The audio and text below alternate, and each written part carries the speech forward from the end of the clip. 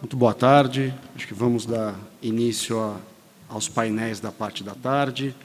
Vamos falar do nosso painel Cruzando Fronteiras. Existem pontes entre o direito antitrust e o mercado de trabalho. Primeiramente, eu não poderia deixar de agradecer e elogiar ao proponente desse belíssimo painel, ao meu ver, Guilherme Missali, meu colega de trabalho e amigo, que brilhantemente arquitetou e coordenou todo esse painel para que hoje a gente pudesse estar aqui. Então, ficam as devidas homenagens ao Guilherme Missali. Também gostaria, em nome da mesa, de agradecer a organização, a perfeita organização do IBRAC, para esse evento que tem, até o momento, sido maravilhoso, nas pessoas da doutora Leonor Cordovil e doutor Márcio Bueno. Muito obrigado pela organização, pela receptividade e pelo apoio para que hoje possamos estar aqui. Todos devem estar acompanhando decisões e movimentos, uns mais recentes, outros não menos recentes, vindo dos Estados Unidos, vindo da Europa, em especial França, Espanha, na Holanda, ou mesmo do Japão, apontam que mais e mais o direito do trabalho não só pode, mas como deve ser objeto da análise antitrust. Nesse sentido, qual seria o estado da arte no Brasil? Como tratar desse tema no Brasil? Temas como wage fixing cartels, no poach agreements, cláusulas de não concorrência em mercados de trabalho, ou mesmo troca de informações sobre salários e outros benefícios envolvendo o trabalhador, seriam ilícitas no Brasil? Qual o tratamento que vem ser dado no Brasil? O que pode, o que não pode? Quais são os precedentes? Qual é a visão da autoridade, dos doutrinadores e advogados? Como todos sabem, o tema tem ganhado muita atração internacional. Hoje mesmo, pela manhã, num belíssimo painel sobre benchmarking, ficou claro que muitos exemplos de situações envolvendo trocas de informação que podem, eventualmente, ser ilícitas aos olhos da autoridade brasileira, e não só da autoridade brasileira, mas das autoridades antitrustes de outros países, emergem de discussões correlatas ao direito do trabalho. Então, o tema não poderia ser mais oportuno. Todos também estão acompanhando notícias que, por exemplo, DOJ já anunciou que vai instituir questões padronizadas para as requerentes de atos de concentração e informar de início, juntamente com a FTC, obviamente, o impacto de fusões no mercado de trabalho, isso como condição para análise antitrust de uma determinada fusão. Há um movimento muito forte também nos Estados Unidos, contrário à adoção de cláusulas de no poach agreements e não concorrência em mercado de trabalho. Uma própria candidata a presidente da República nos Estados Unidos e atual senadora, Elizabeth Warren, tem defendido perante o Congresso, com unhas e dentes, a remoção desse tipo de cláusula. E outra notícia que eu acho que todos estão a par e que mostra a importância e a pertinência do tema que hoje vamos tratar, é que há uma investigação que já foi mencionada hoje pela manhã, no painel sobre benchmarking, envolvendo uma série de empresas com franquias nos Estados Unidos, entre elas o McDonald's, que ao menos 85 delas já concordaram em abolir dos seus contratos de franquia cláusulas de no poach nos contratos de trabalho.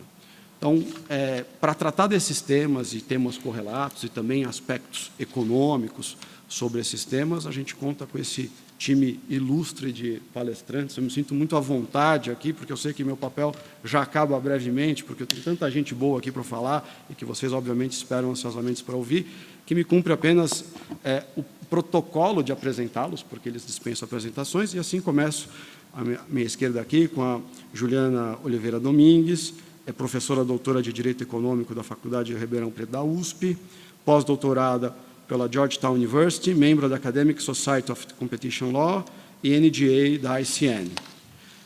Mais à esquerda, Juan Ferres, sócio fundador da Ferres Economia, ex-economista-chefe da Secretaria de Direito Econômico do Ministério da Justiça e mestre em Desenvolvimento Econômico pela USP.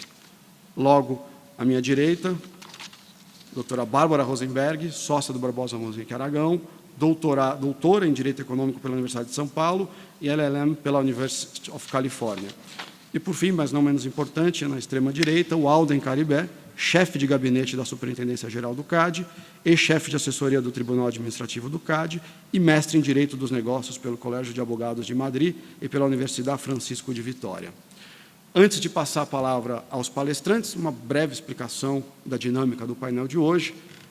Cada um dos palestrantes terá um tempo para fazer uma breve apresentação sobre tópicos específicos. A doutora Juliana Domingues vai dar uma visão geral do tema, situar a discussão histórica no Brasil e especialmente no exterior. A doutora Bárbara tratará do enfoque dos temas à luz da análise de estruturas. O doutor Alden fará o mesmo à luz de condutas. E o Juan fará sobre o enfoque econômico, eu diria como advogado, o enfoque mágico da economia, vendo todos os pontos que podem, as perguntas que temos respostas e não temos as respostas. Falar um monte de besteira. Besteira não, coisas interessantes. Após a breve apresentação de cada um, nós imediatamente abrimos já para perguntas. Temos perguntas da mesa, mas elas serão intercaladas com as perguntas do painel. Dito isso, já passo a palavra para a doutora Juliana e o passador.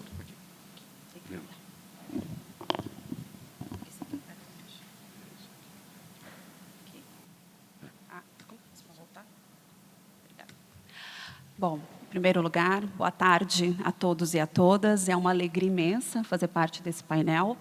Eu também me sinto muito à vontade aqui, ladeada com profissionais que eu conheço há bastante tempo e que eu admiro. E também queria parabenizar o Guilherme Missali, né, pela ideia deste painel. Eu acho que foi absolutamente pertinente. É um dos temas mais quentes do momento, né, no antitruste, especialmente nos Estados Unidos. E eu fiquei especialmente feliz, obviamente, de ser convidada, porque acho que boa parte dos que estão aqui sabem que, ano passado, eu tive um paper premiado aqui com a Nayara, que está presente com a Amanda, justamente sobre o tema. E nós nos dedicamos aí a outras pesquisas relacionadas ao tema, e esse é um tema que merece realmente uma atenção não só da academia. Desculpe interromper, fazer minha culpa, tinha que fazer digno de registro que a professora Juliana Domingues, a doutora Amanda Taide e também Nayara Gonçalves foram premiadas no ano passado com um belíssimo artigo pelo Prêmio Bractin, que teremos hoje à noite de novo, com um tema justamente objeto da mesa de hoje. Desculpa. Imagina, não precisava, mas agradeço a gentileza, Eduardo. Mas eu fiquei especialmente feliz por isso, né? Eu acho que esse é um tema bastante importante e eu acho que agora o IBRAC também se dedicando a analisar esse tema. Eu tenho uma impressão que esse vai ser o primeiro de muitos painéis que vão lidar com essa interface do direito antitruste com o mercado de trabalho. Bom, então, vamos tentar situar esse tema para a nossa audiência. Aqui na audiência, grandes especialistas, pessoas que acompanham o antitruste há muito tempo. Aliás, Eduardo, já que você quebrou o protocolo, eu estou especialmente feliz porque esse é o meu primeiro IBRAC, foi há 20 anos. Poxa. Exatamente 20 anos, em 99. E fiquei muito contente em pensar que, em algum na momento... faculdade. Eu estava saindo. Então, que em algum momento eu, como acadêmica, assistia e que agora eu estou aqui, né? Então, isso especialmente tem um significado muito importante para mim, o fato de estar aqui também hoje, celebrando esses 20 anos, né? Então, faço o registro. O tema em si, como ele surgiu, né? Então, no nosso caso, até para falar um pouquinho do paper que nós escrevemos, eu estava em Georgetown e, apesar do meu tema não ser esse, lá como visiting scholar, eu observei, até porque meu programa era junto com a ABA, essa preocupação dentro da ABA. Eles estavam discutindo muito essas questões relacionadas ao antitruste e ao mercado de trabalho. Inclusive, existe um guia nos Estados Unidos, vou falar brevemente sobre isso, que vai tratar sobre esse tema. Então, isso já era algo que ficou bastante no meu radar e veio o convite, então, né, da Amanda para escrevermos juntos, junto com a Nayara. E aí, obviamente, todas ali, né, se envolveram bastante com o tema e calhou que naquele ABA de 2018 também havia um painel sobre isso. Não foi o primeiro, né? Eu acho que a ABA tem se dedicado, de fato, a compreender mais essas questões. Então, assim, o tema, para nós, veio numa perspectiva mais internacional, mas, aqui no Brasil, eu acho que a gente já tem algumas relações pré-existentes que vale a pena a gente retomar até para situar esse tema. Bom, onde o antitruste e o direito do trabalho se encontram, né? Apesar de parecer que, de fato, nós estamos muito distantes de uma relação, eu acredito que, se nós formos fazer uma visitação, né, ao nosso histórico do direito da concorrência, desde a Lei 8884, nós vamos conseguir identificar vários casos em que existia, assim, uma relação e uma preocupação dos efeitos de uma decisão antitruste nessas relações de trabalho. O que não existia, eu acho, era a preocupação de como seria o mercado de trabalho após algumas fusões e aquisições, justamente porque sempre existiu uma perspectiva de que o mercado de trabalho era muito competitivo. Então, nunca foi um enfoque da autoridade antitruste, apesar, né, de algumas condutas serem facilmente tipificadas hoje no nosso artigo 36 da Lei 12.529. Então, algumas condutas são fáceis de identificação, né, como os cartéis de fixação salarial, que até o Eduardo já comentou, as cláusulas de não concorrência nos contratos de trabalho, que é algo absolutamente comum e que nós já acompanhamos, inclusive existe, né, um trabalho premiado pela CEAI, que é da Patrícia Semensato, salvo engano, né, que justamente, quando ela vai analisar as restrições que o CAD aplicava, a maior restrição que sempre existiu em atos de concentração, era relacionada a cláusulas de não concorrência. Então, isso já existe há um tempo bastante razoável no nosso histórico do antitruste.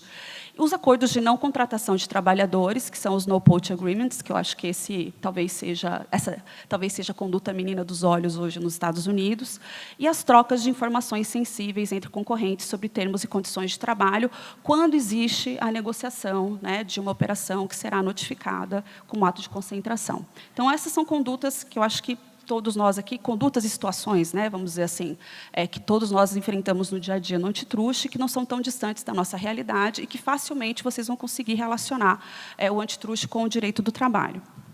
Opa, eu pulei. Eu pulei um, não pulei? Deixa eu ver.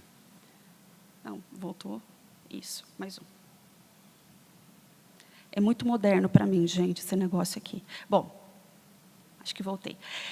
E fora do Brasil, então, quem tem discutido? Como eu disse para vocês, esse tem sido um tema bastante frequente nos Estados Unidos, né? E nós temos aí, pelo menos do ponto de vista acadêmico, alguns scholars bem dedicados a esse tema.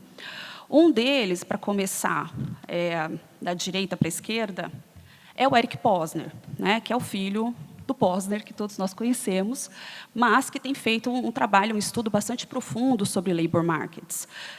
Ele, junto com Glenn Isle, que é o que segue, né, para a esquerda, escreveram esse livro Radical Markets, onde eles tocam em algumas questões do antitruste e o direito do trabalho, mas os dois, junto com esse que está acima, que é o Naidu, que é professor da Columbia, eles escreveram um paper que foi premiado ano passado pela e-Concurrence, justamente sobre labor markets. Foi o primeiro lugar. O paper foi escrito em 2018, mas eles foram premiados no começo desse ano.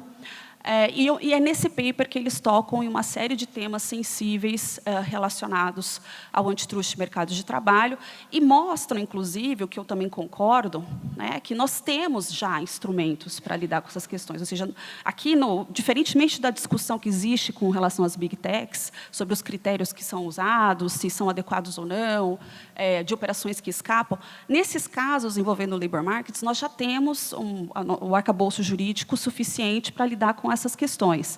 O fato é que nós negligenciamos, eu falo nós, comunidade do antitruste, né? Negligenciamos o tema por muito tempo, nunca foi uma preocupação, inclusive, dos advogados, né? Porque a gente sempre soube que, para uma operação ser aprovada, você não precisaria definitivamente se preocupar com a mobilidade dos trabalhadores, apesar de termos um histórico, que depois eu vou falar brevemente, alguns casos em que isso fez parte de um APRO ou de um TCD, mas isso não era um fator determinante, né, para se decidir, ou não era um ponto sensível quando se falava em fusões e aquisições.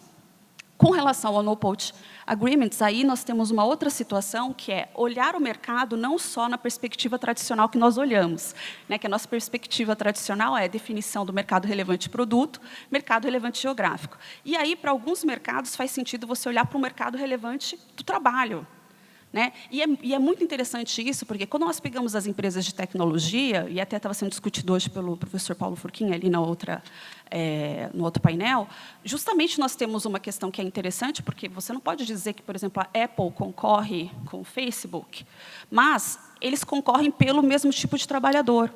Então, isso muda totalmente o enfoque da análise, né? E eu acho que essa é uma grande inovação que precisa ser, de alguma forma, ajustada na nossa análise tradicional, porque, caso contrário, a gente não vai identificar nenhuma conduta, né, lesiva à concorrência. Ou seja, se a gente partir do pressuposto que a definição tem que ser mercado relevante geográfico e produto, e não olhar nessa perspectiva. E, para essas empresas, esses funcionários são grandes ativos econômicos, né, que é isso que a gente tem que pensar, que são pessoas que realmente têm uma especialidade diferenciada.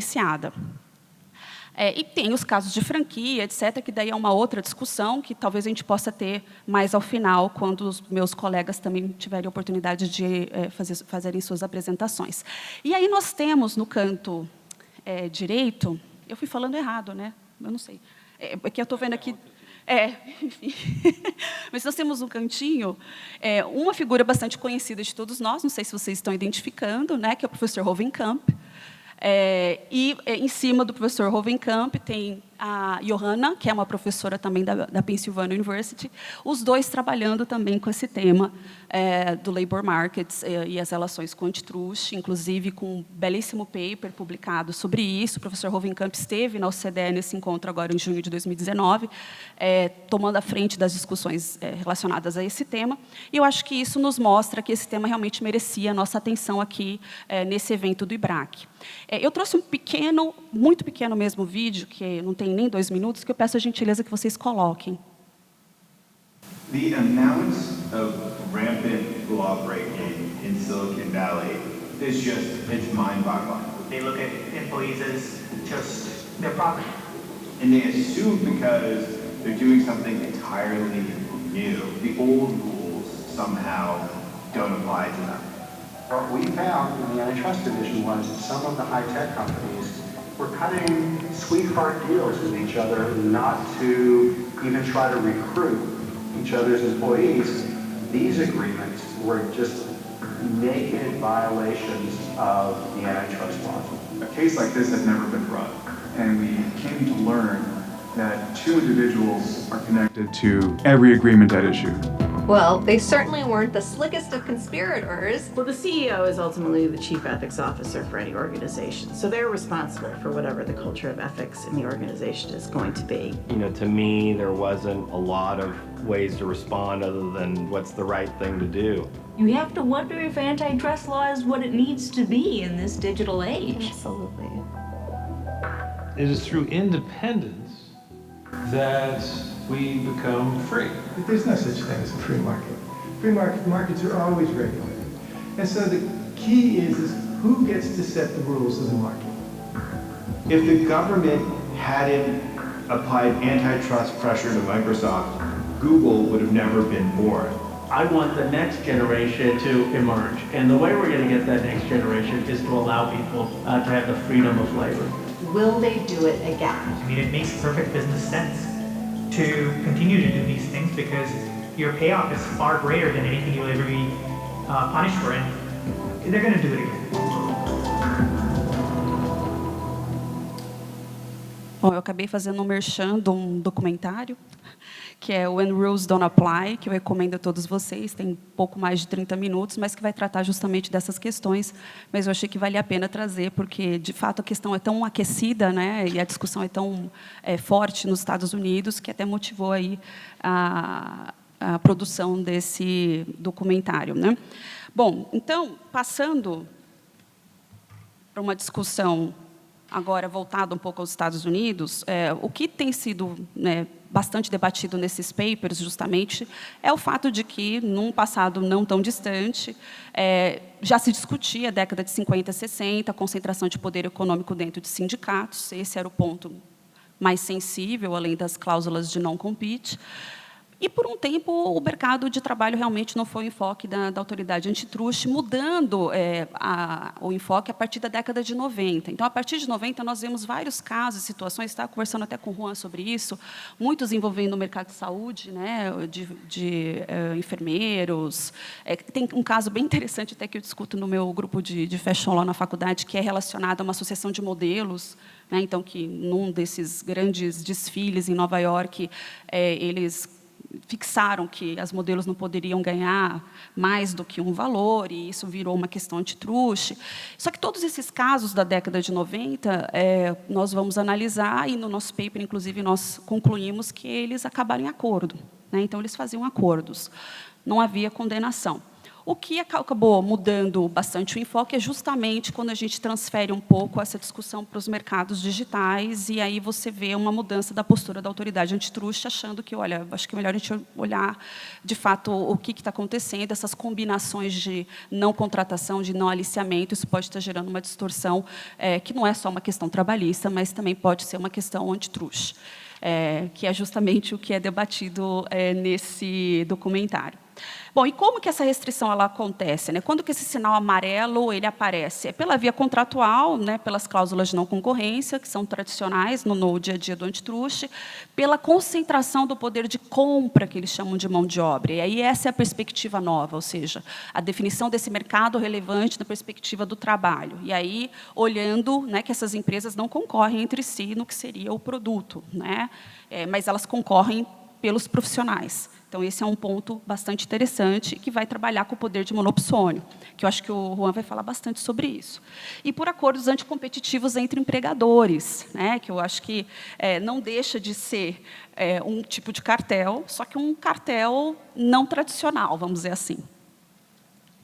Bem, então, a gente tem essas possibilidades, né, de ilícito concorrencial nesses acordos entre trabalhadores, o que, inevitavelmente, pelos estudos, especialmente do Posner e do Hovenkamp, eles conseguem mostrar reduções de salário dos empregados.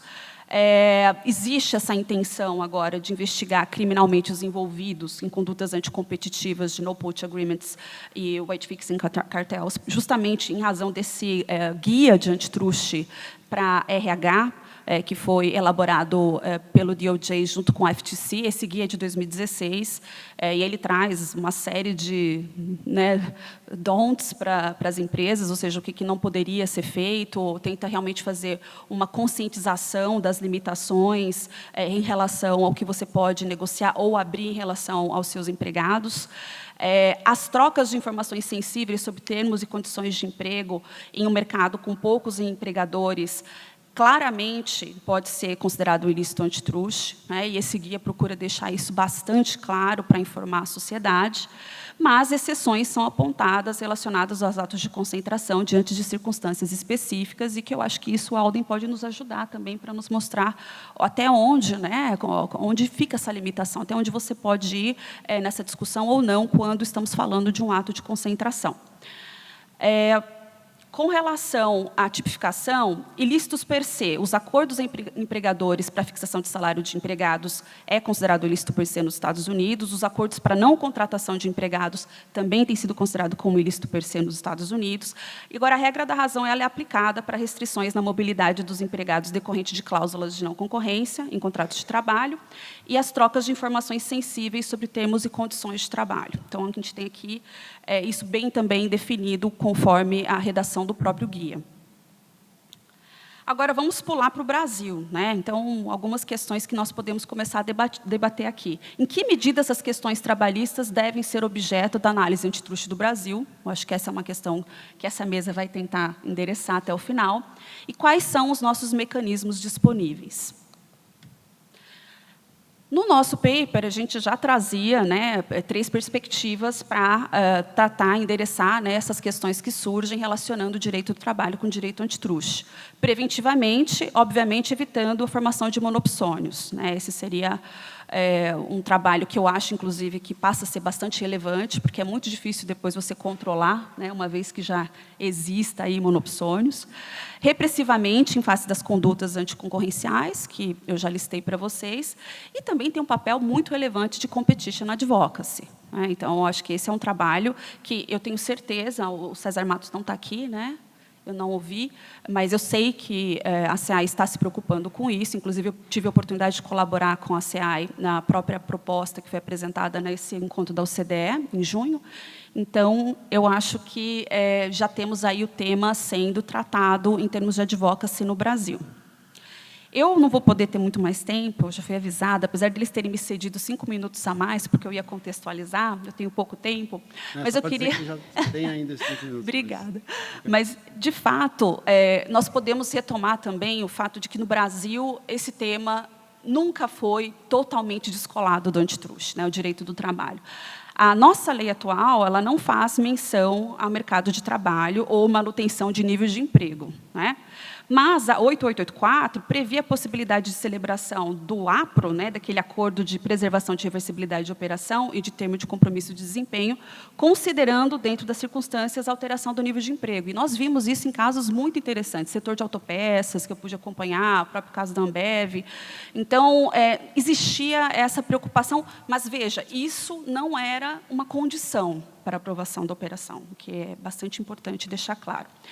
Em 2000, o CAD chegou a celebrar com o Ministério do Trabalho um acordo de parceria, justamente para avaliar os programas de requalificação e recolocação profissional dos trabalhadores, né, cuja perda de emprego tivesse relacionada com alguma reestruturação ou fusão de empresas. E depois, né, nós temos o caso da Ambev, que é um caso bastante conhecido, em que foi submetida à aprovação da Secretaria de Políticas Públicas de Emprego, seus programas de qualificação e recolocação profissional. Né? Ou seja, essa existência desses programas decorreu do TCD que foi assinado com o CAD. Recentemente, nós temos esse processo que o CAD investigou um suposto cartel em licitações públicas e privadas para a contratação de serviços de tecnologia de informação, que existiu o acordo da política de respeitar os funcionários da empresa concorrente. Esse seria um caso muito interessante para nós trabalharmos, mas nós temos um prejuízo do que seria analisado pelo CAD nesse caso, porque houve um mandado de segurança que suspendeu e nós não tivemos uma decisão. Então, eu não queria trazer aqui casos em cursos, mas esse eu me senti confortável para trazer, porque, de fato, houve essa suspensão. Então, o CAD, ainda assim, ele considera no guia de gun jumping a remuneração de funcionários como uma hipótese de troca de informações ilícita entre concorrentes. Tá? Isso, hoje, nós temos essa previsão. Mas o que eu acho que a gente precisa mudar um pouco o paradigma e pensar um pouco mais nessas condutas anticompetitivas e atos de concentração que tenham esse efeito relacionado ao monopsônio. Né? A gente tem que verificar essa criação de monopsônios e oligopsônios no mercado relevante na dimensão de trabalho e os seus possíveis efeitos adversos. Esse aqui é o caso, né, que eu acho que motivou muito até o filme que foi passado aqui para vocês, que é um caso que envolve empresas de tecnologia. Elas foram investigadas por celebrarem esses acordos bilaterais, vedando a contratação de funcionários altamente qualificados no setor de tecnologia. eBay também passou por isso recentemente. Depois da abertura dessas investigações, essas empresas, inclusive, né, acabaram sofrendo aí porque ocorreram algumas ações privadas de reparação de danos e, pelo menos em 2005, essas empresas chegaram a acordos de mais de 400 milhões de dólares em uma ação coletiva. Então, eu acho que, de fato, a gente está falando de uma questão que envolve muito também esse movimento das Big Techs e todo o poder econômico que elas emanam. Tentando falar rapidamente, eu acho que nós temos aqui, né, nos Estados Unidos, uma preocupação grande, porque existem estudos e mapeamentos muito claros em relação à concentração dos mercados de trabalho, o que nós não temos aqui. Esse é um problema nosso aqui, esse não tem sido um foco de atenção, e eu acho que a gente vai ter que dialogar com os nossos amigos do direito do trabalho, inevitavelmente, para poder compreender melhor como que o mercado funciona no Brasil. Isso não é muito claro, o que também dificulta muito a gente tentar trazer ou importar questões e soluções que foram desenhadas nos Estados Unidos. Mas o que o DOJ já tem muito claro é que nós temos muito mais acordos, né, no poaching agreements, do que podemos imaginar. Eu lendo essa notícia na Isto É, até mandei para a Nayara, a época que eu li, né, que a Record rompeu um acordo de cavalheiros com a SBT, era um acordo para não contratar jornalistas. Por quê? Porque você tenta contratar, você tira o da Atena, né, de uma emissora de TV, então, para eu recontratá-lo, eu tenho que pagar mais caro. Então, vamos combinar que ninguém vai contratar um jornalista do outro. E um acordo de cavalheiros que durou 20 anos. Será que isso é anticoncorrencial ou não é? Né? Então, eu li isso. Obviamente, acho que nem tem investigação sobre isso, mas é só para mostrar que eu acho que isso acontece com uma frequência que nós não temos tanta visibilidade e que, provavelmente, essa vai ser uma das grandes questões do direito antitruste nos próximos anos. Bom, queria deixar para vocês, né, a indicação das nossas produções, né, tanto do artigo que eu escrevi com a Amanda e com a Nayara, que foi o Prêmio IBRAC do ano passado, mas também o artigo que a gente publicou no Jota sobre essas questões mais relacionadas ao mercado de franquia, que eu não vou ter tempo de falar, e também o próprio paper, né, a nota de contribuição do Brasil na OCDE de 2019, que vai trabalhar com esse tema. Então, é isso. Muito obrigada. Eu tentei ficar dentro do tempo, mas eu falaria 1h30 sobre isso. Mas muito obrigada. Obrigado, Juliana. Teremos oportunidade para falar nos debates. Passo já a palavra ao Alden, que tratará sobre a interface do direito do trabalho, do direito antitrust com o mercado de trabalho. Boa tarde, pessoal. Indo direto ao assunto, eu vou falar basicamente sobre condutas anticompetitivas no mercado de trabalho. E eu tenho uma questão cognitiva que, quando eu começo a estudar um assunto, eu preciso saber do que se trata. Condutas anticompetitivas no mercado de trabalho são condutas que limitam a capacidade de um determinado tipo de fornecedor, que são os trabalhadores, em desempenhar a sua função dentro das empresas. Por que é importante saber esse assunto? Ou seja, vocês todos que são advogados especializados, quase todos são advogados especializados nesse assunto, precisam saber qual é a utilidade de entender desses assuntos. Como a Juliana já colocou, o mundo inteiro está discutindo isso, e o CAD não está alheio a essa discussão. Como o CAD não está alheio a essa discussão, a gente tem que concordar que vocês precisam orientar os clientes de vocês, e basicamente todos vocês estão aqui hoje para saber que tipo de informação vai se passar para os clientes de vocês e que tipo de comportamento vocês terão no desempenho de serviço de vocês, para entender o que se enquadraria e o que não se enquadraria como uma conduta anticompetitiva no mercado de trabalho. O que preocupa o CAD? Essa é a pergunta mais difícil, porque o CAD não tem precedentes sobre condutas anticompetitivas no mercado de trabalho. O CAD tem precedentes em julgamento de atos de concentração, que a Bárbara vai falar, basicamente os acordos de não competição, mas ele não tem hoje precedentes sobre julgamentos de no poach agreements ou wage fixing, tratando desses assuntos. Isso não impede, porém, e não exime a gente, porém, de conhecer do assunto, porque a gente vai precisar tratar dele. E eu estou na unidade do CAD, que é basicamente a porta de entrada desses assuntos lá. Então, a gente precisa estudar esses assuntos. Tendo isso em conta, eu vou compartilhar com vocês aqui algumas reflexões sobre como a gente tem pensado tratar esse tipo de conduta lá no CAD.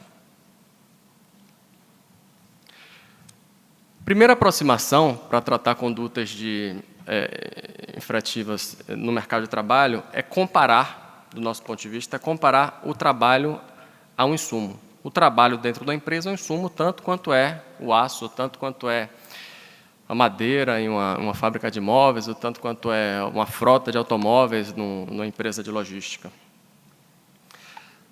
Do ponto de vista econômico, é histórico classificar como um dos fatores clássicos de produção a terra, o capital e o trabalho. Então, o trabalho é um dos elementos indispensáveis ao processo produtivo e, como tal, ele é um elemento que pode ser classificado como insumo.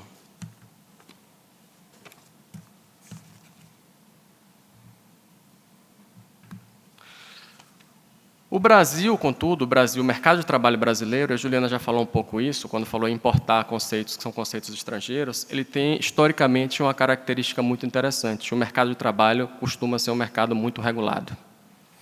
Estão previstos diretamente na Constituição, por exemplo, o salário mínimo adicional de um terço de férias e 13º salários. Se existe um contrato de emprego, esse tipo de cláusulas são cláusulas obrigatórias do conteúdo desse trabalho de emprego.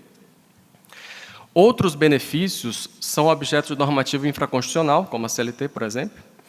E uma terceira classe de benefícios ainda é possível a partir da emergência em convenções coletivas de trabalho, acordos coletivos de trabalho ou sentenças normativas. Tal como ocorre em outros mercados regulados, o fato do mercado de trabalho ser um mercado regulado não imuniza ele ao debate antitruste. O que se prevê no direito do trabalho é, sobretudo, uma moldura regulatória. E, respeitada tal moldura regulatória de direitos mínimos, o comportamento no interior da moldura pode comportar liberdade negocial. Ou seja, empresas podem disputar empregados, informando o que oferecerão além desse mínimo. Quando a liberdade de ofertar além do mínimo regulatório for objeto de ajustes horizontais, como acontece no wage fix ou no no-poach, ou de verticais, como acontece no no-poach entre franqueador e franqueado, isso pode violar interesses da defesa da concorrência, sendo objeto de processo antitruste, ainda que não seja objeto de processo trabalhista. Discute-se ainda ser objeto de processo antitruste cláusulas individuais entre empresa e empregado, como cláusula de não competição com vigência posterior ao vínculo. A não competição ela é natural do contrato de emprego, então a não competição concomitante ao emprego não pode acontecer. Alguém que seja advogado de um determinado escritório, na condição de sócio ou na condição de empregado também, ele não pode concorrer com tal escritório. Isso caracteriza conflito de interesse, isso impediria o esforço conjunto de todos os advogados em prol da bandeira que é o seu escritório. Então, isso é natural dentro da vigência do contrato de trabalho.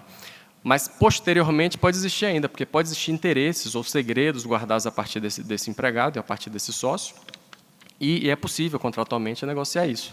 E isso também pode ser objeto de preocupação antitruste. São as cláusulas que... Para valorar esse tipo de cláusula, a cláusula de não competir durante o contrato de trabalho é aceita como instrumental para que exista um ambiente de confiança, era isso que eu falava, né? Responsável pelas atividades da empresa. Para período posterior, contudo, a ancilaridade costuma ser reconhecida apenas para as funções-chave, e o antitruste tem se surpreendido com a imposição destas cláusulas a trabalhadores empregados em funções tão padronizadas quanto a montagem de sanduíches em cadeias de fast food. E aqui eu me refiro ao caso Jimmy John's Gourmet Sandwiches, onde existiu um acordo e a acusação era justamente que a Jimmy John's obrigava, apesar de eles aprenderem a montar sanduíches em máquinas, obrigava que esses trabalhadores estivessem limitados à liberdade de contratação dele por competidores.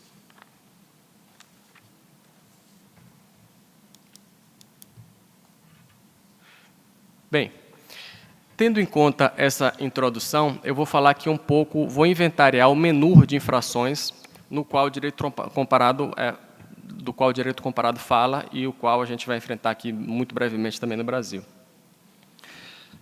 Primeiro eu falo do wage fixing e do no-poaching. Já se falou, já se deu o título. O wage fixing é a prática de combinar entre empregadores valores ou faixas salariais de remuneração ou benefícios oferecidos a empregados. E o no-poaching é a prática entre empregadores de não buscarem recrutar ou não aceitarem contratar trabalhador de empregador rival. Há precedentes envolvendo a imposição dessa cláusula nos Estados Unidos pela McDonald's, entre ela e suas franqueadoras, e entre as franqueadoras entre si também. A McDonald's impunha que uma franqueada dela não pudesse contratar um montador de sanduíche da outra empresa, e ela também não pudesse recrutar, essa franqueada pudesse recrutar alguém que fosse empregado da matriz da McDonald's, da franqueadora, no caso. Considerando-se que o trabalho é um insumo da atividade do empregador, tais condutas, sob nossa visão, podem se caracterizar como autênticos cartéis de compra. São versões de cartéis de compra para o mercado de trabalho. O CAD tem histórico de imputação de responsabilidade a cartéis de compra, como demonstra os precedentes, os vários da Unidas Ciefas, o caso do cartel de frigoríficos e o caso do cartel de fabricantes de concentrado de suco de laranja. Necessário destacar que se usou nestas condenações a regra da infração pelo objeto, o que vai em linha com o guia do DOJ e do FTC e com orientações da Autoridade da Concorrência de Hong Kong, que anunciam política de repressão a naked restraints desse tipo. E aí é importante que a conduta seja um naked restraint, ou seja, puramente teve por objeto aquilo e não a similaridade em relação ao objeto osso lícito que permitisse ampliar a oferta no mercado. Sobre a racionalidade econômica desse tipo de conduta, o que tem se entendido é uma coisa muito parecida com o cartel de compra. O cartel de compra ele limita a oferta total, tal qual o cartel, ou no-poaching, ou wage fixing, em um mercado de trabalho, limitaria a oferta total no mercado dessas empresas que pactuam deste tipo de conduta. E isso aconteceria como? Segundo a teoria clássica, o salário tem seu valor determinado pela produtividade marginal do trabalhador. Enquanto a receita marginal do trabalho for maior do que a produtividade marginal proporcionada pela contratação, a firma contrata. O movimento segue até que se iguale a receita marginal ocasionada pelo fator de produção e sua produtividade marginal. E aí eu peço para o Juan me corrigir se eu estiver falando uma grande besteira, mas acho que estou falando uma besteira só pequena. Se limitado em sua liberdade e potencialidades, o trabalhador tem retribuição aquém de sua produtividade marginal. Ou seja, existe uma subcapacidade produtiva. E, a partir dessa subcapacidade produtiva, não pode se encontrar um produto ótimo. E é assim que se limita, tal qual nos cartéis de compra, se limita ao produto nas condutas de no-poaching, do age-fixing no mercado de trabalho. Uma segunda família de infrações dentro do menu de infrações à ordem econômica dentro do mercado de trabalho é a conduta de troca de informações sensíveis. Para os casos em que não se possa configurar o age fixing ou no-poaching, mas existe a troca de informações sensíveis recente, diretamente entre empregadores e desagregada sobre salários e condições de contratação, é possível a punição a título de troca de informação sensível. A troca de informação sensível é uma prática de alto potencial para diminuir o ímpeto competitivo mediante a redução artificial de incerteza ou mesmo a facilitação de práticas mais graves, como o age fixing ou no-poaching. É muito mais fácil monitorar quando você já tem as trocas de informação e é muito mais fácil promover o enforcement quando você tem as informações a partir da troca de informação. Por ter capacidade, o potencial, pelo menos, de gerar esses efeitos, a troca de informações sensíveis é qualificável como infração à ordem econômica também no Brasil, nos termos do artigo 36 da Lei 2.529 de 2011. Por fim, se discute bastante sobre no-compete, não apenas na parte do autoconcentração, mas também como conduta autônoma, que seria o vínculo diretamente entre a empresa e o empregado. E uma justificativa para o não-compete, a justificativa clássica, é proteger o investimento que se faz no trabalhador. Se faz investimento em treinamento, se faz investimento em entrega de informação sensível, se faz investimento em posições chaves. Quando acontece isso, o não-compete é ancilar. Quando não acontece isso, ele é passível de questionamento a partir da Lei de Defesa da Concorrência. Tendo em conta essas condutas e esses riscos, o que é que eu acho importante para vocês, enquanto operadores do direito da concorrência, fazer? E aí eu coloco 2 dicas. Aferir em empresas, extensão em que RH de suas empresas têm discutido, ou das empresas que vocês aconselham, essas questões com outras organizações. E, existindo ponto de vulnerabilidade, considerar pleitear acordo de leniência ou formular consulta ao CAD. Eu agradeço imensamente o convite por estar nesse painel e fico à disposição para a sessão de perguntas que virá a seguir. Muito obrigado, Alden. Passo a palavra agora à Bárbara, que, por sua vez, vai tratar da interface entre o mercado de trabalho e o controle de estruturas.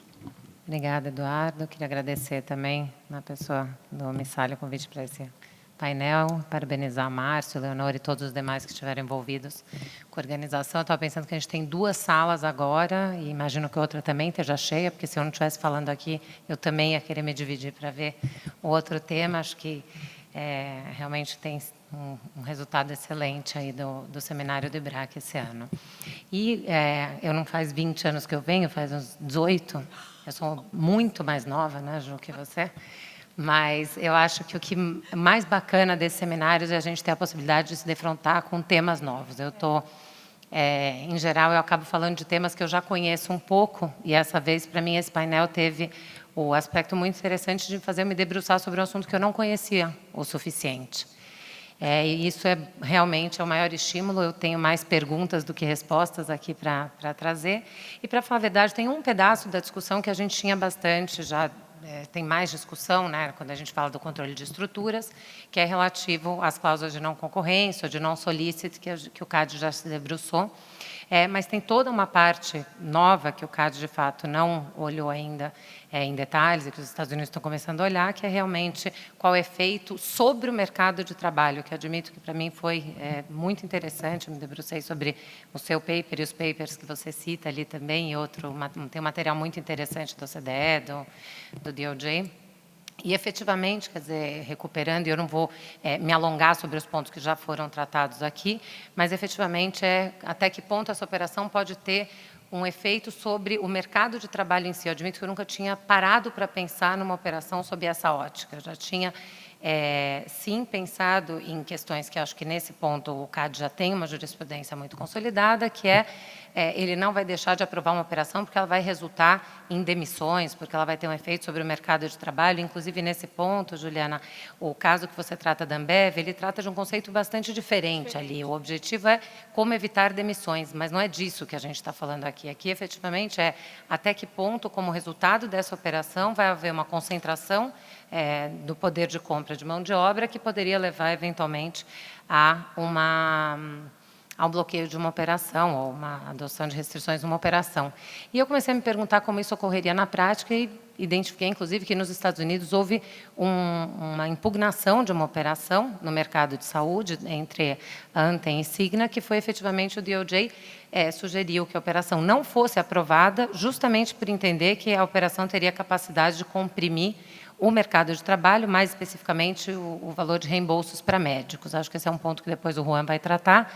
Evidentemente, aqui pode ter uma certa confusão entre a pessoa física e a pessoa jurídica, porque parte desses médicos provavelmente teriam PJs a eles associadas, mas isso é irrelevante para fins do que a gente está tratando aqui, que é um pouco olhar qual é o efeito, por um lado, sobre o mercado de compra, que é algo que o CAD tem, sim, muita jurisprudência, mas efetivamente uma abordagem que a gente não tem visto, né, de maneira tão frequente. Acho que no mercado de tecnologia isso tem aparecido cada vez mais. E essa é uma pergunta que aparece na discussão americana, que é até que ponto faz sentido ou não você tomar uma medida mais dura em relação a uma fusão, e o resultado da análise é o mesmo que a gente está habituado a tratar. Eu concordo com a Juliana. As ferramentas a gente tem, né? Que é até que ponto as eficiências vão ser capazes de compensar os eventuais riscos daí resultantes, e aí, mais uma vez, até que ponto a gente está tratando aí, tem que proteger o mercado de trabalho dentro dessa lógica. Na minha opinião, e Juan, talvez você trate disso um pouco mais, identificar que mercado de trabalho é esse. Acho que nesse caso que eu citei do mercado de saúde, parece mais simples, porque a gente está falando dos médicos diretamente afetados. Quando a gente fala do mercado de tecnologia, se por um lado, e aqui é uma pergunta mesmo, mas se por um lado me parece mais claro que do ponto de vista de uma conduta, você ter simplesmente um no-poach que não permite uma contratação, possa ser tratada aí como um naked restraint, a gente depois pode discutir per se ou não, mas me parece mais simples. No contexto de uma compra e venda entre duas empresas do setor de tecnologia, bloquear essa operação pelo efeito que pode ter no mercado de contratação de pessoas, sendo que é um universo muito grande, quer dizer, como é que a gente olha para o market share afetado, né? Acho que não é um desafio um pouco interessante aí, diferente. A gente até conversava, e aí adiantando o outro ponto que eu vou tratar em seguida, que eventualmente você pode ter uma operação que não tenha nenhum problema concorrencial do ponto de vista de downstream, mas eventualmente você vai querer entender qual é o efeito que ele vai ter sobre o mercado de upstream, e aí você pode interferir sobre cláusulas de não concorrência ou cláusulas de não solicitation, mas não necessariamente você vai bloquear uma operação em virtude do efeito que ela terá. Antes de passar especificamente para essa questão das cláusulas de não concorrência ou de não solicitation, tem um aspecto que, inclusive no Brasil, talvez até mais do que fora, se relaciona muito diretamente com a questão de análise de estruturas, que são todos os contratos de franquia. A Juliana e o Alden citaram esses casos de contratos de franquia que foram objeto de análise fora. Os contratos de franquia tinham como regra essa cláusula de não contratação, que algumas delas até abriram mão, né, dessas cláusulas, mas aqui no Brasil, inclusive pela característica de acordos associativos e outras análises feitas, isso de alguma maneira poderia entrar dentro dessa análise. E o que é interessante é que naqueles casos estava-se olhando como os acordos poderiam afetar a mobilidade do ambiente de negócio, mais especificamente nos mercados de franquia, e cada negócio tem as suas particularidades. Então, eu acho que também dizer de antemão que necessariamente um contrato, uma cláusula que impeça a mobilidade de funcionários no contrato de franquias é em si legal, não parece ser a abordagem mais correta. Você pode ter eficiências associadas com essas cláusulas, ou até elas podem ter, em alguns contextos, um viés pró-competitivo, que de alguma forma se relaciona com o último ponto que eu quero tratar aqui, que são justamente as cláusulas de não contratação ou de non-solicit, no contexto de operações ou de compra e venda, ou de associação, ou de colaboração entre as partes. E eu acho que o contrato de franquia pode também se inserir dentro desse contexto. Qual é o foco, né, do que a gente está tratando aqui? No Brasil, a gente já tem uma jurisprudência muito estabelecida em relação à não concorrência no caso de compra e venda de empresas, tratando aqui de ex-sócios. Né? Quando o sócio vende uma empresa, se entende que é absolutamente razoável que se adote uma cláusula de não concorrência para evitar o free riding e para evitar justamente vários dos aspectos até conceituais que o Alden tratou aqui, de que você existe uma racionalidade que ninguém vai comprar uma empresa e no dia seguinte vai ter alguém competindo com ele ali no dia seguinte. Há, inclusive, o que é comum nesse tipo de situação é que, seja estabelecido um prazo e aí dentro dos limites razoáveis já estabelecidos pelo enunciado do CAD. A discussão que se dá, inclusive, tem um precedente que eu consegui identificar no CAD, talvez haja mais, inclusive um voto do conselheiro Pontual, e o Alden estava se lembrando que ele trabalhou também nesse voto. Ele não lembrava as partes, não lembrava o caso, lembrava que tinha trabalhado, eu lembrava de tudo, porque, inclusive, eu trabalhei nesse caso, e, obviamente, a gente tem que voltar para o cliente e explicar que a cláusula de não concorrência, ela vale por 5 anos, mas a não concorrência para os funcionários, neste caso, ela vai valer por 2 anos. E eu acho que foi um trabalho muito detalhado e bem feito, realmente, nesse voto. Em que sentido? O conselheiro relator, né, daquele caso, o conselheiro Pontual, ele retoma a lógica da cláusula de não concorrência. Não quero dizer que eu concorde necessariamente com aquela decisão, mas a racionalidade ela é muito útil, me parece, para esse painel, porque, evidentemente, a cláusula de não concorrência ela é aceitável quando ela é aderente aos conceitos de preservação do fundo de comércio que está sendo alienado, e considerando aí, então, o território geográfico, objeto, etc. E, na medida, inclusive, que funcionários permanecem na empresa, porque o que acontecia naquele caso era que a empresa estava sendo vendida, mas o sócio que alienava continuava sendo funcionário da empresa.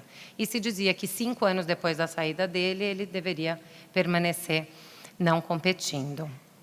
E, nesse sentido, então, a análise que é feita aqui, e o Alden tratou disso, tem uma racionalidade para essa não concorrência, são esforços coletivos, na medida em que você sabe que a pessoa, quando ela sair, ela vai ter um não-compete, ou ela vai ter limitações de como utilizar a informação, isso efetivamente faz com que você tenha eficiência no trabalho, você compartilha mais informação, essa racionalidade toda, inclusive, foi adotada nesse voto que eu estou mencionando, mas também existe na Alemanha, na Espanha, em Portugal, etc. E, aliás, esse voto ele é de 2000, agora eu não vou lembrar a data exata, mas deve ser de 2013, 14, agora eu não me lembro mais ou menos por aí, ou seja, esse assunto já havia surgido naquele momento. E, naquele caso, o conselheiro Pontual traz um parâmetro que eu deixo aqui para que a gente possa conversar, mas que ele diz o seguinte: a gente deve avaliar, no caso de não concorrência para funcionários de empresa, a importância de preservação de informações estratégicas. E aí ele diz o seguinte: para mercados onde as informações estratégicas se perdem, se esgotam em tempos mais curtos, não faz sentido eu ter uma cláusula de concorrência muito longa. Essa era uma operação no mercado de saúde, no mercado de hospitais, e o entendimento do plenário, né, que foi confirmando o voto do conselheiro Pontual, é que o mercado de saúde é um setor com informações estratégicas e que, portanto, um prazo de 2 anos deveria ser suficiente para aquela não concorrência. Então, esse é um caso onde já se aprofunda efetivamente, e aí o que é também interessante desse voto é que é dito que, para não concorrência de funcionários, o CAD, pelo menos naquele momento, não estava preparado para adotar um enunciado, como a gente tem de 5 anos em relação à não competição entre empresas.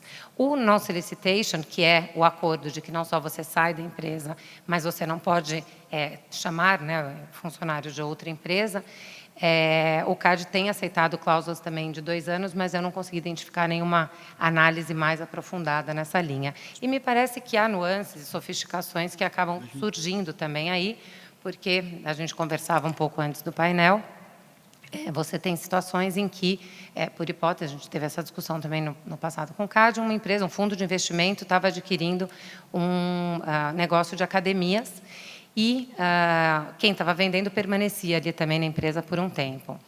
E, dado que o mercado relevante de academias é limitado a um raio ou a um município, a não concorrência deveria ser limitada àquele espaço.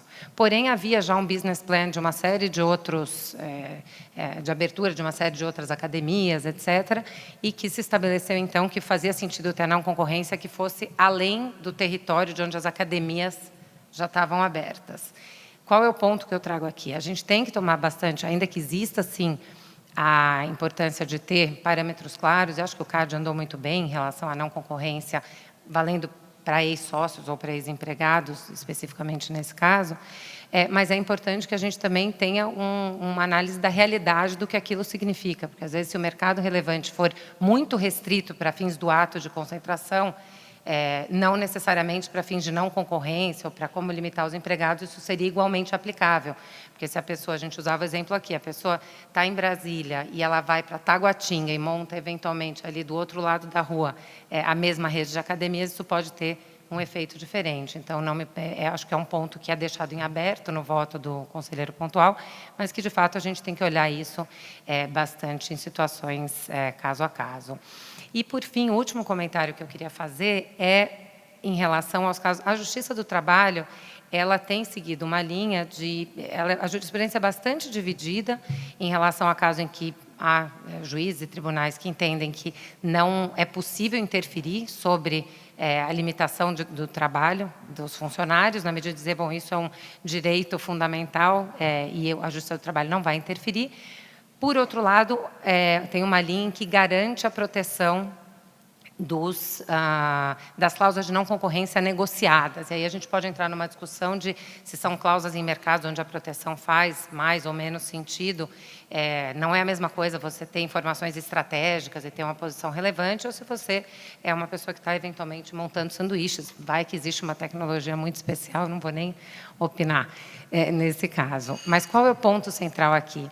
A jurisprudência da Justiça do Trabalho tem alguns casos interessantes, porque eles garantem a manutenção da não concorrência, mas isso afeta o mercado competitivo. Então, eu estou pensando até sobre o efeito inverso. Tem um caso interessante que eu estava lendo, em que o UBS, um banco, tem um funcionário que trabalhava ali, tem uma cláusula de não concorrência e se restringe a ele que ele possa ir para a concorrência. E o juiz reconheceu, o juiz do trabalho deu uma liminar e reconheceu que essa pessoa não podia efetivamente ir para a concorrência por um prazo qualquer. Eu me lembro que, na época, houve uma discussão se esse assunto, se o CAD olharia para isso. A gente falou, o CAD, o interesse que o CAD terá sobre esse assunto é fomentar a competição, ele não vai interferir nesse contrato de trabalho, mas o fato é que o juiz do trabalho manteve ali a não concorrência por um prazo razoavelmente longo, e isso, eventualmente, poderia ser visto como algo que está ferindo a competição, porque, na verdade, você está evitando essa mobilidade no mercado de trabalho. Então, esse diálogo entre a Justiça do Trabalho e o CAD vai começar a aparecer de forma mais efetiva. Eventualmente, o advogado desse funcionário que perdeu poderia tentar ir no CAD e falar que estavam restringindo a mobilidade dele, assim, só para levar ao extremo essa discussão. Então, bom, eram esses comentários que eu queria fazer e fico aí à disposição. Obrigado. Obrigado eu, Bárbara. Passo já a palavra para o Juan, que agora tratará da questão do mercado de trabalho sobre o prisma da microeconomia. Bom, deixa eu passar rápido aqui. Só colocar alguns slides. Deixa eu passar rápido. Bom, primeiro de tudo, obrigado pelo convite, Guilherme. Obrigado, Caminati, pelo convite, e para todo mundo aqui que já me facilitou a vida, que já explicaram boa parte dos itens. Mas, fazendo até uma brincadeira, assim, várias passagens, falar, aqui o Juan vai conversar, aqui. Na verdade, é o seguinte, estamos falando de um monte de coisa. Tá? Esse é o problema. O problema é que o tema é muito amplo. Tá? E não se você olhar, a gente está falando de... Vamos pensar condutas aqui. Certamente eu esqueci de algumas. Quer dizer, eu posso falar de coordenadas, que é o wage fixing, o no poach, no solicitor, tabelas salariais, cotas, tá? Que é uma coisa que não foi citada aqui, ou seja, tem mercado que você divide e fala, olha, você tem um máximo de contratação, isso já teve casos fora, parece mais óbvio. Depois, unilateral, eu posso falar de monopsônio ou oligopsônio, se for coordenado, mas a carta, no fundo, seria um cartel de compra. Cláusulas de não compete. E tem o outro lado, que é aggressive hiring, tá? Que não foi também mencionado aqui. Tem casos já no Brasil que é exatamente o oposto, ou seja, alguém entrando e desmontando uma estrutura produtiva concorrente. Tá? E depois tem da ótica do contratado. A gente sempre está falando aqui como o contratante sendo, digamos, o agente. Mas eu tenho o contratado também, que em N mercados vai lá e coloca tabelas de preço, salários. O mercado de saúde é um que é notório disso, mas você tem isso em N mercados, eu tenho barganha. E, na verdade, isso aqui vai complicando a hora que eu cruzo isso com os enquadramentos possíveis. Tá? E eu vou sentar um pouco. Quer dizer, primeiro que eu tenho que entender a característica do mercado, ou posso querer entender a característica do mercado de bens e serviços, depende do que eu estou falando. Tá? Eu posso ter um caso que o trabalho afeta o mercado de bens e serviços, eu posso ter um caso que afeta só o mercado de trabalho como um mercado isolado, pode ser que o mercado de trabalho ali não faça o menor sentido essa discussão. Tá? Eu já vou chegar a algumas questões. Então, assim, se você olha essa discussão de mercado de bens e serviços, primeiro que faz muita diferença se eu estou falando de um mercado de one-side ou two or plus-sided markets. Tá? Ou seja, qual que é, dessa ótica, o que importa em mercado de dois lados? É que, na verdade, você considerou as duas pontas, e uma delas pode ser trabalho, como um cliente. Então, na verdade, ele sai debaixo da estrutura e vira uma estrutura paralela. Eu tenho dois clientes ao mesmo tempo. Tá? Por exemplo, o plano de saúde é gerido como? Você tem um cliente que é o prestador de serviço, o médico é um cliente para você. Você precisa dele para ele atender, para ele estruturar. Ele que é a porta de entrada do teu negócio, então você trata ele como um cliente de um lado e você trata o pagador do outro. Tá? O fato de ser um preço positivo ou negativo não muda essa questão. Tá? É a mesma coisa um jornal. O jornal um paga, o outro recebe, mas tanto o anunciante quanto o assinante são clientes. Tá? E aí você mudou a lógica, quer dizer, você é o contratante, é para cima, para baixo, para o lado, tanto faz. Tá? Isso tem a ver um pouco por que essas discussões estão emergindo, tá? Eu já vou chegar lá. Mas eu posso olhar se eu estou falando de uma função de produção única ou múltipla, quer dizer, eu faço um acordo num determinado setor que eu vou ganhar sobre um setor, mas o meu setor compete com 15 tipos de tecnologia, com 15 tipos de mão de obras diferentes, porque cada um tem uma função de produção distinta. Qual que é o efeito disso? Isso é um pouquinho mais complicado, tá? Outra coisa, o mercado de insumo ele pode ter uma característica geográfica totalmente diferente do mercado produto. Tá? E isso abre espaço para abusos, não reduz. Tá? Outra coisa é a existência de poder de mercado. Eu posso falar de características do mercado de trabalho. Então, a gente está aqui, falou muitas vezes, você citou aqui, o sanduicheiro do McDonald's, não faz sentido ter um acordo. É verdade, mas o sanduicheiro do McDonald's está muito mais relacionado no output que o McDonald's entrega do que o cara de inteligência que montou o algoritmo lá dos descontos deles. Tá? Eu não tenho uma relação direta entre a produção de sanduíche e se o cara está lá trabalhando ou não.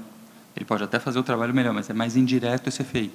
A hora que eu divido o sanduicheiro, eu podia fazer construção civil, etc. São mercados que têm esse tipo de acordos. Na verdade, eu tenho uma relação de um insumo direto. Por que o mercado médico, que em princípio tinha muito? Porque, na verdade, a relação é direta de produção. Eu preciso tantos médicos para atender tantas pessoas, tem regras, inclusive, de como, ou seja, é mais direto, enfermeiras, idens e assim por diante. Então, tem uma relação direta entre o output, mercado de bens, e o mercado de trabalho. Então, aqui ele é um insumo muito claro. Nos outros, quer dizer assim, eles são menos específicos. Tá? E aí a especificidade também se divide entre, se eu só estou falando uma especificidade, eu conheço tal tema, e outra coisa, eu entrei numa empresa e essa empresa me treinou para saber tal tema. Então, também, quem paga por especificidade? Porque, no fundo, eu estou falando de incentivos para investimento. Tá? E aí eu posso seguir essa discussão toda entre interagindo as características de um lado do que a gente está falando da prática com essas características do trabalho. Qual que é a conclusão que eu chego um pouco dessa discussão? Tá? Quer dizer, um pouquinho antes. É que, na verdade, antes disso, a palavra-chave é qual o racionale da conduta que está sendo tomada. Tá? Eu não vou discutir se isso aqui como que é o per se, se é não sei o quê, mas no fundo é o seguinte, eu tenho que olhar racionale. Tem uma racionale que seja razoável para aquela conduta ser feita? Maravilha. Não tem?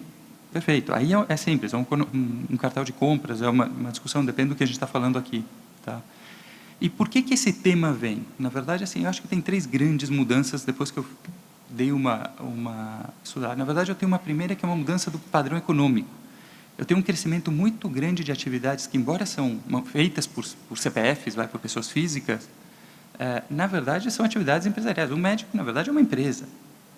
Ele está atendendo, ele tem uma demanda, ele recebe fee for service por um determinado output. Ele é uma empresa, ele pode receber num CPF ou no CNPJ, tanto faz. Se ele está como um formato CLT, mas ele recebe por output, é diferente. O motorista de Uber também, ele é uma empresa. Tá? No sentido lógico de... Não estou falando juridicamente, tá? Só falando do sentido lógico. O segundo, e isso está mudando, ou seja, você está tendo um processo de intermediação de atividades no mundo que está levando para essa situação e está aumentando o número de pessoas que, na verdade, pessoas físicas que estão expostas às regras que já existem no antitrust desde sempre para empresas. Tá?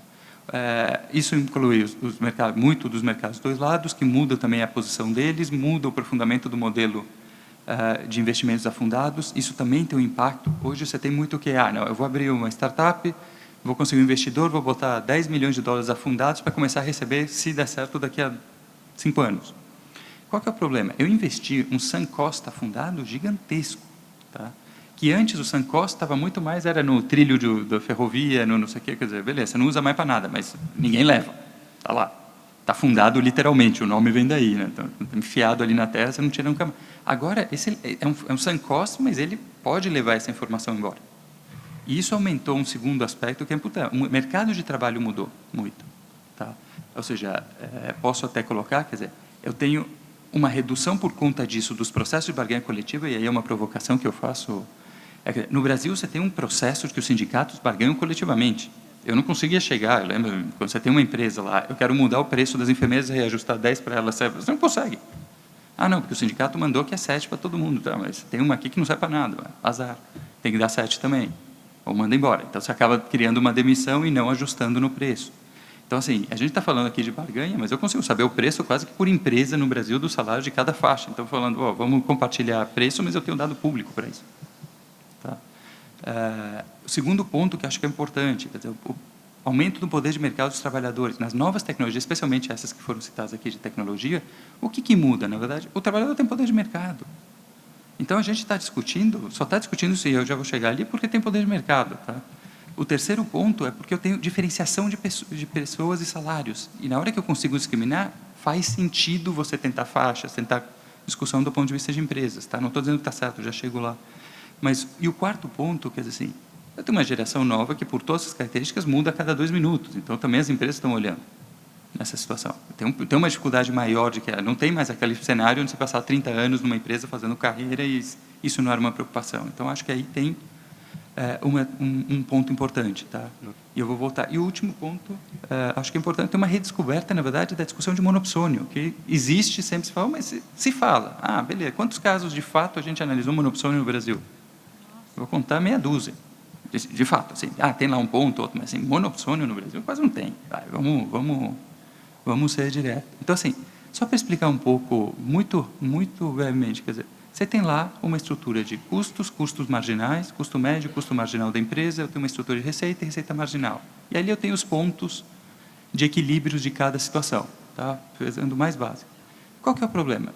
Para você discutir monopsônio, para você discutir, olha, eu tenho um impacto aqui, eu tenho que ter essas curvas inclinadas, essa curva, principalmente amarela aqui, inclinada.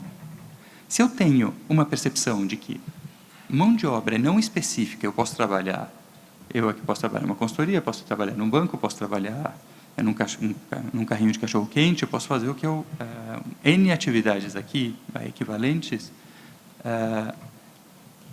Se o cara mudar o preço marginal, eu mudo para outra atividade. Eu tenho um processo de entrada, um processo de migração. Se essa curva for flat, for insensível e eu mudo, o que acontece? Não tem nenhuma dessas discussões. Ou seja, nenhuma, não digo não, mas é muito pouca. E aí chama uma atenção uma coisa, a gente está falando de mercado de trabalho, tá? Já começando a provocação, porque eu não me aguento.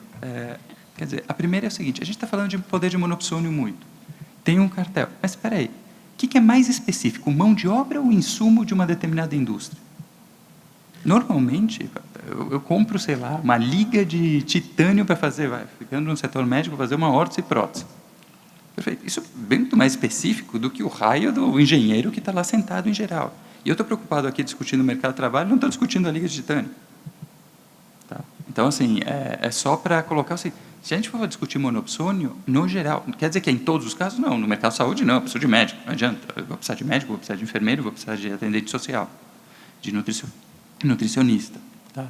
E aí eu comecei a fazer algumas discussões um pouco... Vamos tentar cruzar aquelas condutas com alguns dos potenciais efeitos. Tá? Eu vou sair um pouco da prática, deixa eu colocar aqui um pouco em efeito. O que pode acontecer se eu definir um mercado de mão de obra? Qual que é o preço? É salário. Bom, beleza, o wage fixing vai jogar para baixo o preço. No poach, em tese, tende a jogar para baixo o preço, ter menos opções, e assim por diante. Agora, no preço de bem e serviço, também o efeito, quando você olha a literatura, vai falar que também isso te joga para baixo, porque eu tenho um custo mais baixo. Eu não necessariamente tenho poder de mercado igual nas duas pontas. Tá? Quando eu vou para a rivalidade, os efeitos ali são bem antagônicos. Aí você vai para custo de rival, ali é neutro, por exemplo, é o primeiro bloco. Depois você vai para a entrada, os efeitos aí são negativos. Aí você fala, pô, tudo é negativo? Não. Aí você tem alguns casos de no poach e tabela salarial, você tem uma proteção em investimento. Tá? A tabela salarial bem mais controversa. Mas quando você vai para custo de transação, muita gente quer a tabela. Chega na MB e fala, não, a gente está falando aqui do contratante, não, tabela de preço é ruim. Tenta chegar na Associação Médica Brasileira e fala, acaba com a tabela de preços médicos, a CBHPM. O cara te manda para os infernos. Tá? Por quê? Porque, na verdade, é o seguinte, o custo de transação, eu vou ter que negociar 6 mil preços para N tempo, com N... Não, já está organizado aqui, o custo de transação despenca muito. Tá? E 2, aumenta a capacidade de fazer isso, diminui a discriminação. E como hoje eu tenho muito mais instrumentos de discriminação, muita gente não quer. Eu vou dar um caso real. Eu me lembro negociando a primeira vez que a gente chegou lá e decidiu mudar a estrutura de remuneração na operação de saúde. Eu fui chamado lá, a associação lá de médicos lá de Goiânia, chegou lá e bateu, chamou para uma conversa e falou, não, você não pode pagar diferente para diferentes médicos. Eu olhei e falei, oi? Que raio é esse? Aí eu sentei lá com aquela cara de pau. Eu falei, obviamente, pedi antes para a secretária ligar e pedir o orçamento da consulta particular dos 3 médicos que estavam lá. Cheguei para eles e falei, por que não pode? Não, porque você está mercantilizando a saúde, um papo lá super bacana, blá, blá, blá. O fato eu virei e falei, mas, peraí, você tem 35 anos de carreira, você tem 15 anos de carreira e esse cara aqui é recém-formado. Não tinha nenhum recém-formado, esse eu coloquei agora na... tinha 3 bem veteranos, mas diferentes áreas. Você acha razoável um recém-formado ganhar o mesmo que você? Você está me entregando muito mais produto que ele, em termos de experiência de... não, aí você tem um ponto. Aí você fala assim, 2, vocês estão falando isso, mas a sua consulta particular é R$600, a sua é R$300 e a sua é R$250, esses são reais. Não, veja bem, se vocês cobram diferente, por que eu não posso pagar diferente? Entendeu? Ou seja... meio que morreu a discussão ali, mas a primeira reação é não quero mudar o status quo. Isso não era necessariamente ruim. Tá? Eu só quis colocar isso por quê? Porque isso traz um monte de perguntas. Quer dizer assim, esse enquadramento traz, se isso aqui é no lateral coordenado é uma coisa, se eu estou falando de mercado de trabalho, atividade econômica é outra, se eu estou falando de upstream, se eu estou falando de two-sided ou downstream é outra abordagem. Então, assim, eu posso aqui discutir 200 horas dessa discussão. A discussão é muito ampla. E eu acho que a gente tem, boa parte, ela não é, o que é mais importante é que eu acho que ela não é nova. Tá? Boa parte dela não é nova, ela é só uma visão porque surgiram categorias profissionais onde, de fato, ela é específica. E elas têm características também do mercado. E, sim, como um insumo, ele se importa, ele entra nessa conta. Agora, se a gente vai atacar o mercado de trabalho, ok, vamos discutir poder de monopsônio de uma forma mais ampla, porque acho que não é só isso. Tá? Acho que é isso, eu vou colocar só, acho que tem alguns pontos que a gente já pode até concluir, quer dizer, assim, a fronteira entre atividade fim e meia está mais tênue. Tá? Eu acho que eu tenho um aumento da complexidade dos contratos que possibilitam instrumentos de extração de excedentes, então isso vai trazer o monopsônio para dentro. Eu tenho uma racionalidade de conduta, aqui eu já tinha falado, é um papel central, e que assim, não é apenas o mercado de trabalho que parece ter entrado no antitrust. Tá? Agora, o que é o desafio? Essa discussão, por exemplo, que eu falei aqui dos médicos, quem que lembra do caso? Quem trabalhou, viu o caso da laranja, vai lembrar. Tenta tirar a tabela de preços. Eles estavam se lascando, cartel de compra, CAD atuou, etc. Mas você não tira aquela tabela de preços de jeito nenhum. Tá? Mais do que isso, quer dizer, onde que eu faço o corte entre quando eu tenho que olhar para a atividade econômica e quando eu tenho que ir para o mercado de trabalho, ou as duas coisas? Ou seja, hoje, quando você fala monopsônio e monopólio, eu olho as duas coisas, mas não tem as duas coisas simultaneamente. Você não faz monopólio e monopsônio, assim... Você tem um ganho, você faz monopólio. Se eu fizer monopsônio e reduzir o teu output, você vai fazer double markup. Você mesmo. Tá? Quer dizer, e aí você olha, lembra que sempre que você ajusta, tem um efeito em quantidade. Então, ou será que sempre? Agora, com alguns instrumentos, tem uma discussão que talvez não, mas essa é uma discussão para se olhar caso a caso. E o terceiro, para mim, acho que o grande ponto é olhando especificamente para o processo de barganha coletiva no Brasil, quer dizer, qual que é o limite entre a barganha coletiva, estabelecida por lei, etc., e quando que eu entro com o antitrust nessa história? Tá? Acho que aí o resto a gente deixa para as perguntas. Obrigado. Muito obrigado, Juan. Já vou abrir as perguntas para o público. Então, nós temos perguntas à mesa, mas pelo tempo que nos informaram que ainda temos, eu já sou obrigado a abrir para o público. Então, se tiverem perguntas, estão aqui na frente. Chegando o microfone. Aqui.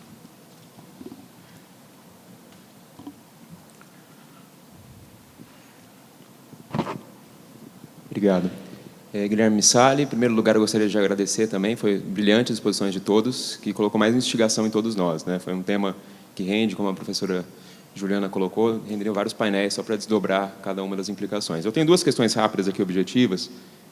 Eu vou endereçar uma para o Alden e uma para o Juan, sem prejuízo das demais também colocarem. A primeira delas, eu quero explorar com o Juan se tem alguma diferença econômica entre os efeitos deletérios de monopsônios, tá, nos trabalhadores vis-à-vis outro tipo de fornecedores. Para o Alden, considerando condutas de wage fixing e no-poach, que tem como efeito provável redução de custo, como que essa redução de custo poderia prejudicar o bem-estar dos consumidores?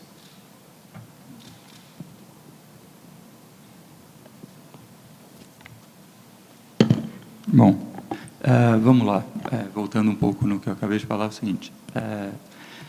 Quando eu estou falando de um ativo específico, para ter poder de monopsônio, eu tenho que ter uma curva de oferta positivamente inclinada. Ou seja, voltando ali para aquele gráfico esotérico ali, mas assim, basicamente, eu tenho que dizer o seguinte, eu tenho que poder ter um trade-off entre quantidade e preço, senão eu não faço poder monopsônio, o preço está dado. Tá?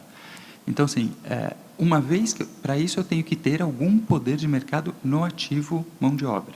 Isso pode acontecer? Pode. Normalmente acontece muito mais pelo mercado geográfico. Então, eu tenho uma grande empresa, essa grande empresa eventualmente nem tem poder de mercado nacional, mas naquela cidadezinha, ela é o dono da cidade e a conduta dele eu piso na cabeça de todo mundo. Tá? Isso, quem já morou ou passou bastante tempo em cidade pequena sabe que isso acontece todo dia.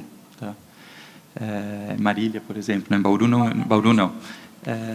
Bauru faz parte da Grande Marília. Essa é uma velha briga, tá? Mas, em todo caso, quer dizer assim, então, quando você coloca essa discussão na mesa, quer dizer assim, você primeiro precisa ter capacidade de mudar o preço. Tá? Neste aspecto, vai a mesma discussão de insumos. A segunda, só que tem uma coisa, o insumo não pensa, o funcionário sim. Tá? Então, o funcionário vai olhar, o bem-estar, tem uma discussão muito interessante, assim, como que eu meço exatamente o bem-estar do funcionário? É pelo número de dinheiro? Porque, na verdade, se você olha todos os estudos, não é o valor absoluto, é o valor relativo. Então, quando você entra com tabelas, muitas vezes aumenta a percepção de felicidade e satisfação dos usuários quando eles têm uma tabela de preço mais clara do que cada um tem um preço, porque eu olho para o vizinho e falo, pô, legal, eu ganho bem pra caramba, mas o vizinho ganha 1 milhão. Entendeu? Que sacanagem. Então, assim, do ponto de vista técnico, uma vez que eu tenho essa especificidade, não tenho problemas com relação, são similares. Do ponto de vista, na prática, eu tenho um agente pensante do outro lado que vai tornar essa discussão e essa medição de, como que eu meço o bem-estar muito mais complexa. Tá? Obrigado pela pergunta, Guilherme. Sobre o wage fixing, ele só faz sentido, é tipo o cartel também, ele só faz sentido o acordo feito entre rivais, entre competidores, se for para fixar o salário abaixo da produtividade marginal. Se não for, é melhor deixar o mercado funcionar e o salário vai ser de acordo com a produtividade marginal. É verdade que a curva de oferta ela se desloca para baixo, ou seja, existe mais interesse em ofertar quando os custos são menores. O preço ele pode ser colocado para baixo quando os custos são menores. Porém, o deslocamento dessa curva, e aí os economistas me corrijam se eu estiver errado, o deslocamento dessa curva pressupõe uma determinada capacidade produtiva, que é alterada quando existe a conduta do exercício do poder de monopsônio a partir do wage fixing.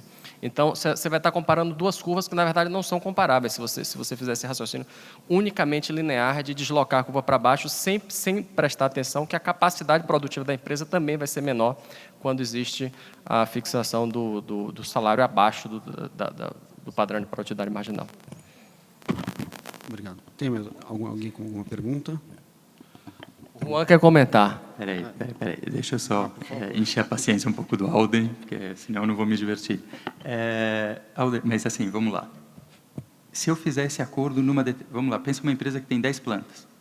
Eu faço acordo, né, numa determinada região, não necessariamente eu reduzir o output total, porque eu tenho... Mas em uma região eu mudei o preço de barganha, de fato, eu tirei excedente dos trabalhadores. Eu não mexi no output. Tá, isso hoje é perfeitamente factível olhando grandes contratantes. Então, ali eu tenho uma discussão que aí teria que ser olhar a atividade fim como o mercado de trabalho.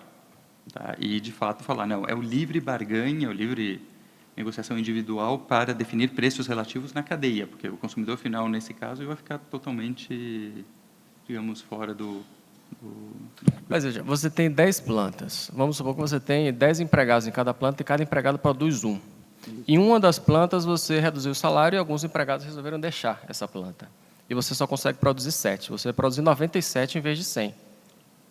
Você está falando que você vai compensar nas outras plantas, é isso? Se você atua com 100% de capacidade instalada nas plantas, sim, mas isso, na prática, não é o que acontece. Você realoca a produção de uma planta para outra.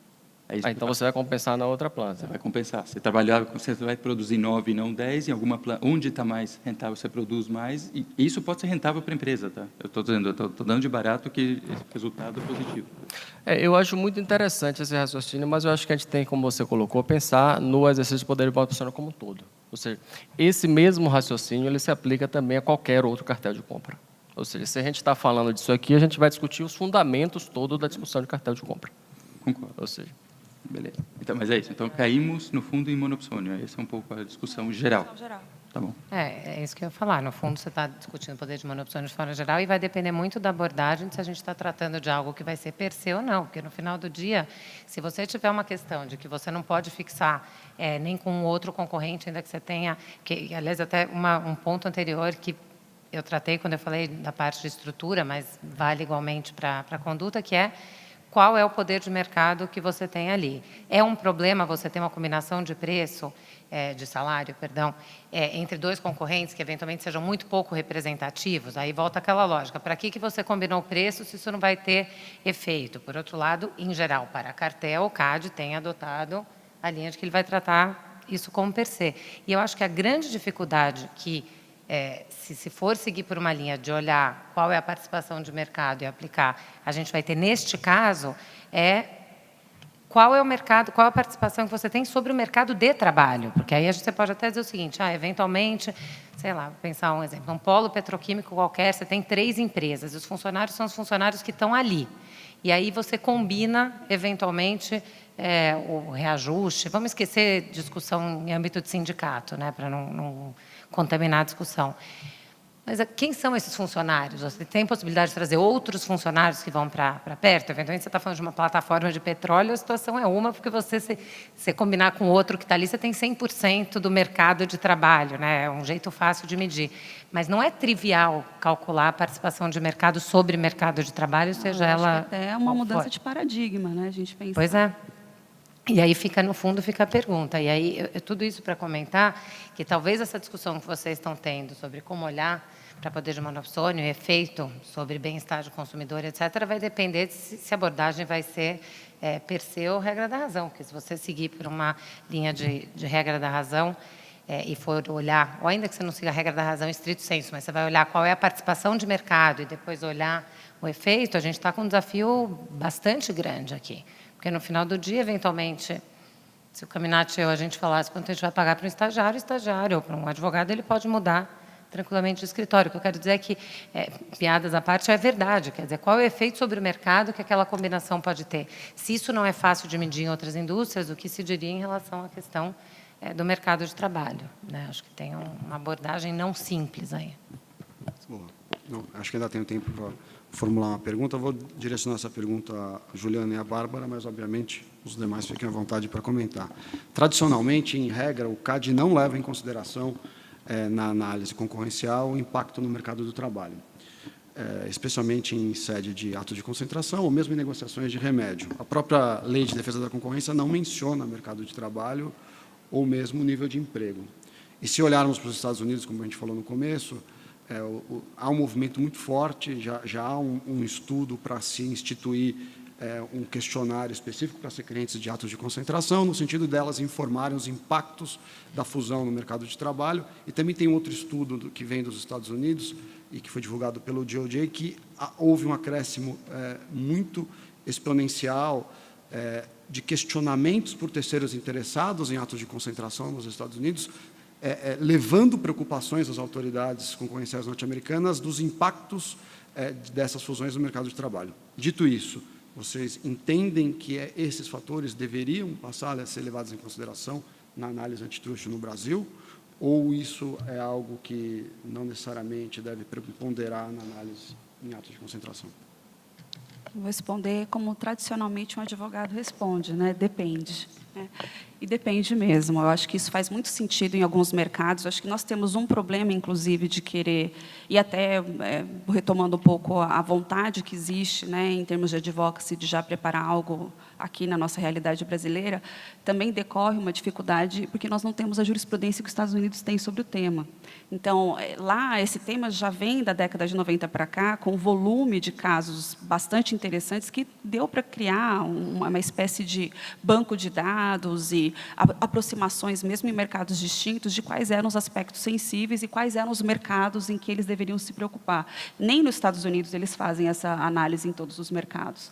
Eu acho que a perspectiva ela precisa ser considerada e ela faz muito sentido. Esses casos envolvendo Big Techs, acho que eles denotam bastante que a gente vai ter que ter aqui algumas regras, pelo menos, né, internamente, para aqueles casos específicos abrir um pouco mais a visão e sair um pouco da definição de mercado relevante tradicional. Caso contrário, a gente nunca vai identificar um problema, né, seguindo um guia tradicional. Então, precisamos pensar que essa mudança de paradigma, ela faz sentido para alguns mercados, mas nós não temos, pelo menos eu vejo dessa forma, um mapeamento de quais são esses mercados. E defini-los agora seria algo bastante preocupante, porque, de fato, poderíamos deixar escapar mercados que fazem sentido, ou, às vezes, até incorporar mercados que não fazem sentido, criando uma demanda também ruim para a própria autoridade, que tem o próprio problema do cobertor curto, né? Você já tem um volume imenso de casos, e agora, em todos os casos, vamos analisar o mercado de trabalho? Não me parece que faz sentido. Aliás, só uma quebra de protocolo que eu esqueci de mencionar, eu queria, mais uma vez, aqui também lembrá-los que, às 5 horas, nós vamos ter a divulgação sobre o mercado de trabalho antitruste, pesquisa realizada pela Rede das Mulheres do Antitruste. Eu gostaria muito de ter vocês acompanhando os resultados, que vai ser apresentado pela Marcela, e que, de alguma forma, dialoga com o nosso painel aqui, já que estamos falando de mercado de trabalho. Eu já vou fechar. Ele não é Marcelo, gente. Eu só... Foi curioso isso, Juliana. Eu anotei 2 palavras, Edu, quando você fez a pergunta, e acho que apareceram dois conceitos, quando a Juliana estava falando, que foi racionalidade da operação e segurança jurídica. O que eu quero dizer? Eu concordo totalmente com a Juliana que isso vai depender de caso a caso. E olhar a racionalidade da operação é algo, sei lá, acho que é a primeira pergunta que a gente faz para o cliente quando ele nos procura se determinada operação poderia ou não ser aprovada. Isso eu quero dizer que, provavelmente, se na conversa com ele apareceu, isso pode me melhorar, o meu poder de barganha em relação a quem eu contrato, isso pode me dar uma força na contratação do mercado de trabalho, provavelmente é uma das áreas que eu me debruçaria com mais cuidado. Por outro lado, a questão de segurança jurídica e previsibilidade é um valor que sempre tem que ser, né, levado em consideração. Eu acho que o CAD, na medida em que vai criar sua jurisprudência na parte de condutas, vai começar a dar sinalizações. Obviamente que a gente já vem sendo consultado, né, por clientes em relação a esse ponto, mas eu diria que eu mesma nunca tinha me debruçado sobre o ponto de mercado de trabalho quando analisando especificamente esse aspecto das fusões. Então, eu acho que tem um caminho aí para ser construído. O fato é que a lei permite, a gente está olhando para o poder de monopsônio, mas teríamos que ver com cuidado. Meu único receio é que seja mais uma tese, com mais um elemento, e, eventualmente, se virar um item do formulário onde você escreve o mercado é aberto, minha participação é marginal, resolveria. Se isso virar um outro capítulo inteiro, pode ser oneroso para todos, talvez desnecessariamente. Obrigado. Bom, infelizmente fui informado que devo encerrar o painel. Mas não antes, gostaria de agradecer ao público que ficou até esse horário aqui com a gente e pedir uma salva de palmas pelos palestrantes pela brilhante exposição.